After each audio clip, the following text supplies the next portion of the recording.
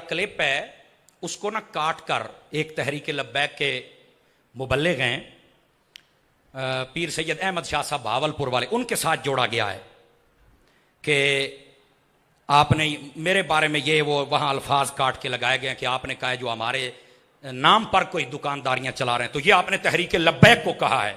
और आगे से शाह साहब अपना जवाब दे रहे हैं। पहली बात यह है, आप इस जुमले के अलावा आप मेरी तकरीरें उठा के देख लें, तहरीक के बारे में मुझे कोई ऐसा जुमला दें कि मैंने इनकी मुखालफत की हो। ठीक है, मेरे पास ओहदा नहीं है, ना मैं कभी जलसों में गया ना कभी मैं जुलूस में गया, इसलिए कि मुझे यह काम आता नहीं है, समझ आ रही ना। लेकिन मुखालफत मैंने कभी नहीं की, बल्कि होकरा देता है।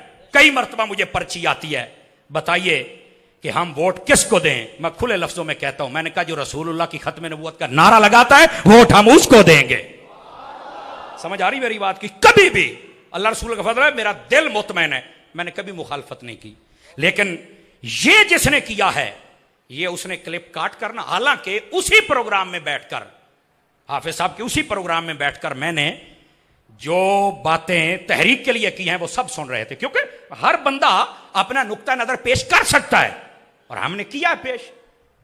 बिल्कुल हमें आपसे ना लड़ाई ना झगड़ा ना किसी किस्म का मसला है। हां, जिसने ये क्लिप बनाया ना है बड़ा फनकार। अब इसका जवाब अगर मैं दूं, सफाइयां दूं, तो अलग बात है। यह सियालकोट है, वहां पर कैंट के साथ एक गांव है, आपको याद है उस गांव का नाम? डोगर कलां। वहां पर एक हमारे भाई हैं, उनका नाम है रिजवान। उन्होंने बताया कि पीर सैयद अहमद रजा शाह साहब हमारे पास आए, तो हमने पूछा कि आपने ये समर साहब को जवाब दिया है?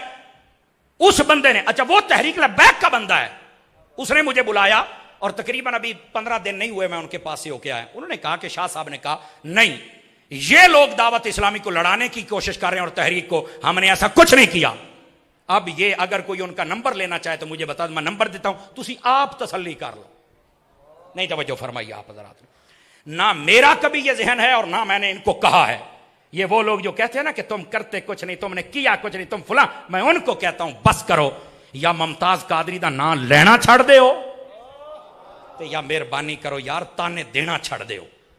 और आपको पता है वो कौन थे, इन लोगों का उनके साथ ताल्लुक नहीं है, और वो जो थे वो इनको भी छोड़ गए।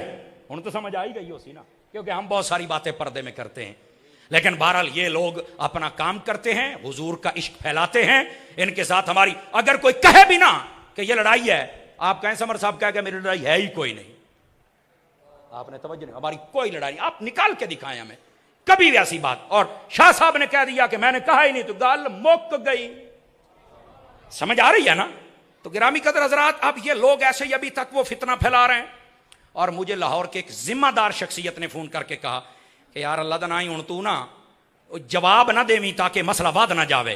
वो तहरीक लब्बैक की जिम्मेदार शख्सियत थी, और मैं नाम भी बता सकता हूं, मैं बता भी देता हूं ताकि मसला हल हो जाए। अल्लामा मुफ्ती मोहम्मद खिदरुल इस्लाम नक्शबंदी साहब, उन्होंने मुझे कहा मैं आपको जानता हूं यार, आप बड़े मोहब्बत के साथ हमारा जिक्र करते हैं, तहरीक का, बाबा जी का, सबका बहुत मोहब्बत से करते हैं।